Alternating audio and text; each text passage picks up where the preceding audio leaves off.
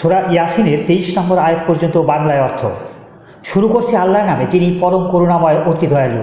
প্রজ্ঞাময়। কোরআনের কসম, নিশ্চয়ই আপনি প্রেরিত রসুলগণের একজন, সরল পথে প্রতিষ্ঠিত। কোরআন পরাক্রমশালী পরম দয়ালু আল্লাহর তরফ থেকে অবতীর্ণ, যাতে আপনি এমন এক জাতিকে সতর্ক করেন যাদের পূর্বপুরুষগণকেও সতর্ক করা হয়নি, ফলে তারা গাফেল। তাদের অধিকাংশের জন্য শাস্তির বিষয়ে অবধারিত হয়েছে, সুতরাং তারা বিশ্বাস স্থাপন করবে না। আমি তাদের গর্দানের চিবুক পর্যন্ত বেরি পড়িয়েছি, ফলে তাদের মস্তক ঊর্ধ্বমুখী হয়ে গেছে। আমি তাদের সামনে ও পিছনে প্রাচীর স্থাপন করেছি, অতঃপর তাদেরকে আবৃত করে দিয়েছি, ফলে তারা দেখে না। আপনি তাদেরকে সতর্ক করুন বা নাই করুন, তাদের পক্ষে দুই সমান, তারা বিশ্বাস স্থাপন করবে না।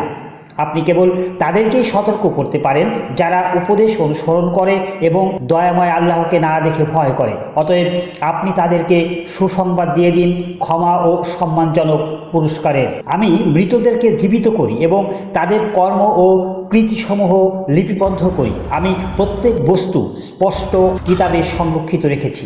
আপনি তাদের কাছে সেই জনপদের অধিবাসীদের দৃষ্টান্ত বর্ণনা করুন, যখন সেখানে রসুল আগমন করেছিলেন।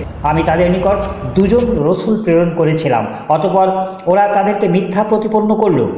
তখন আমি তাদেরকে শক্তিশালী করলাম তৃতীয় একজনের মাধ্যমে। তারা সবাই বলল, আমরা তোমাদের প্রতি প্রেরিত হয়েছি।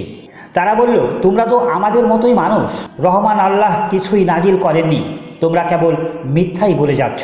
রাসূলগণ বলল, আমাদের পরওয়ারদিগার জানেন আমরা অবশ্যই তোমাদের প্রতি প্রেরিত হয়েছি। পরিষ্কারভাবে আল্লাহর বাণী পৌঁছে দেয় আমাদের দায়িত্ব। তারা বলল, আমরা তোমাদেরকে অশুভ অকল্যাণকর দেখেছি। যদি তোমরা বিরত না হও তবে অবশ্যই তোমাদেরকে প্রস্তর বর্ষণে হত্যা করব এবং আমাদের পক্ষ থেকে তোমাদেরকে যন্ত্রণাদায়ক শাস্তি স্পর্শ করবে।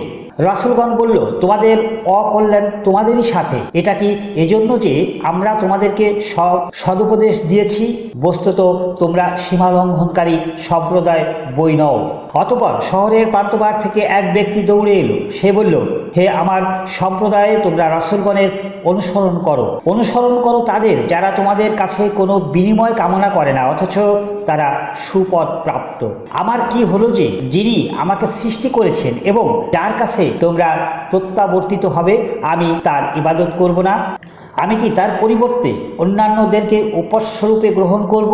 করুণাময় যদি আমাকে কষ্টে নিপতিত করতে চান, তবে তাদের সুপারিশ আমার কোনোই কাজে আসবে না এবং তারা আমাকে রক্ষাও করতে পারবে না।